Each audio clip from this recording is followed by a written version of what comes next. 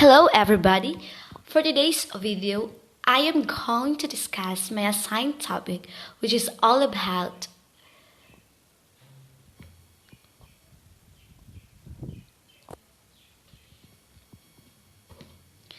the coral reef ecosystems. So first,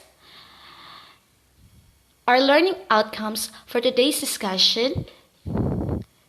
You are expected to discuss the importance of coral reef ecosystem and discuss the effects of human activities in the coral reef ecosystem. So what are coral reefs?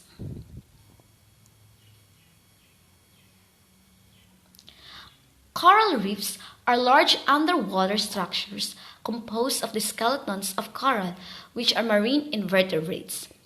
Coral reefs are some of the most diverse ecosystems in the world.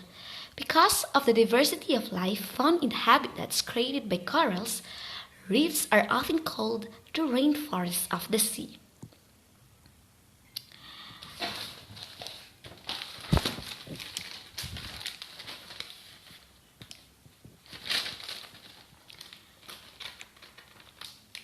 They occupy less than 0.1% of world's ocean surface, but they provide home for 25% of marine species. Coral reefs are colonies of various types of reef-building stony hard corals. Each colony is composed of tiny animals called polyps.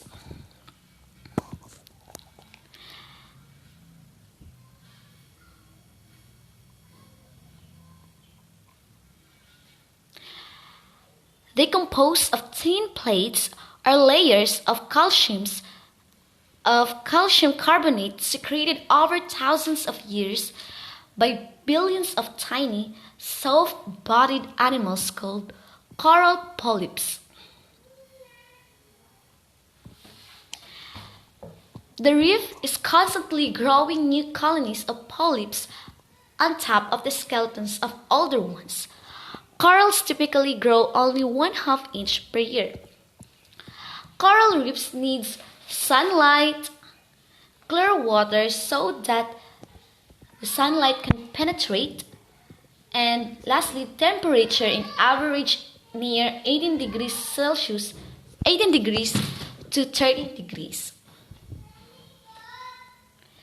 Yes, corals are consumers.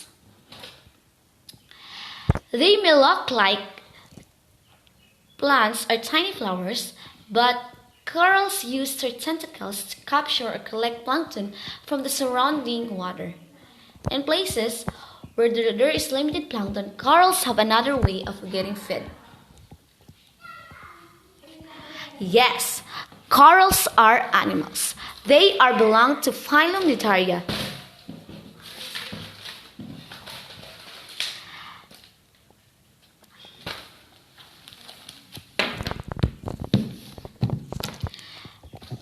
Yes, corals are animals that belong to the phylum Nidaria, stinging cell animals such as jellyfish and hydra.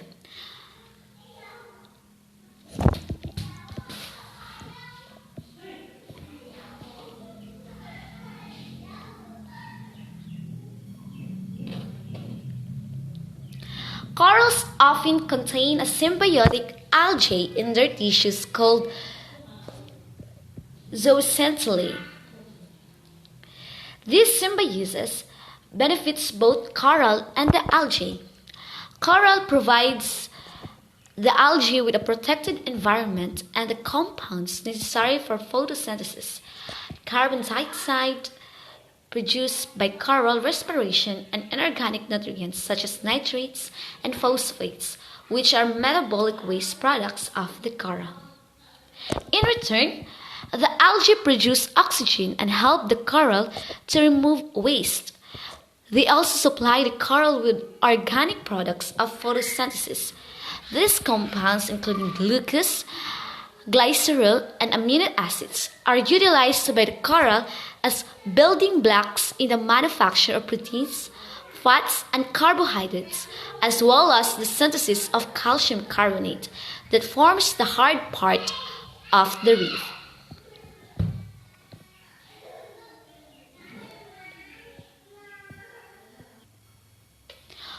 Although coral reefs occupy about 0.1% of the world's ocean, they provide numerous ecological and economic services, like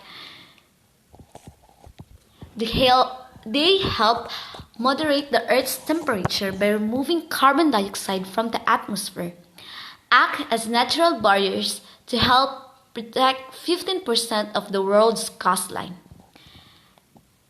Number 3, they provide habitat for as many as 1 million species.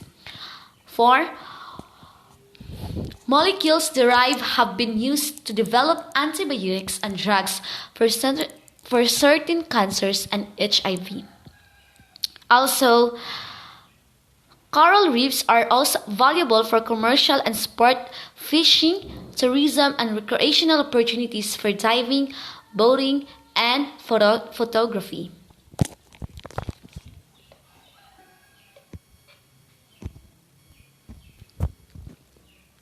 Did you know that coral reefs are endangered?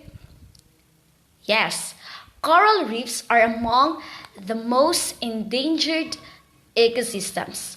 One reason is pollution from oil, gas, and waste. Another reason is global warming. The earth is getting warmer, and so the sea, when it gets above 30 degrees Celsius, the corals die and the animals that live there are also die. Pesticides from farms run into the sea and kill the corals, and people poach fish for aquariums.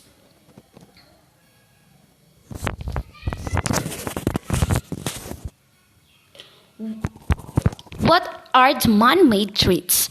The coral reefs. So first is the global warming, leading to coral bleaching. So coral bleaching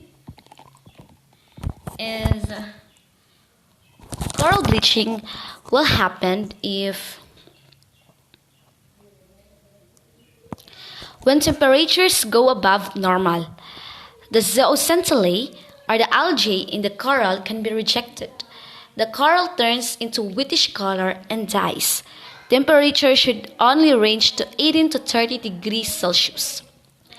Next is water acidity.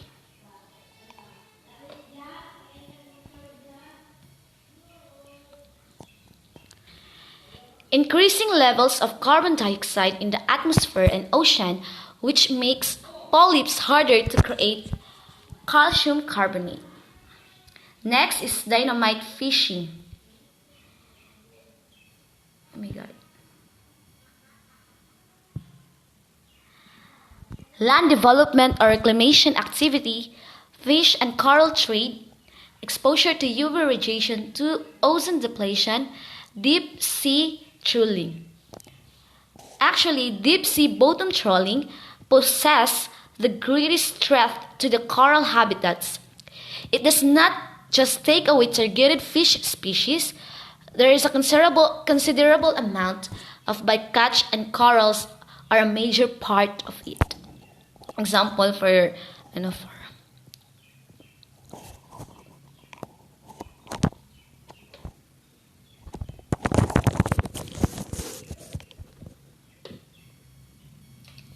So, there are some of the ways you can help protect coral reefs, such as only eat seafood that comes from the sustainable stocks, go and visit coral reefs, remembering not to damage any organisms or take anything away.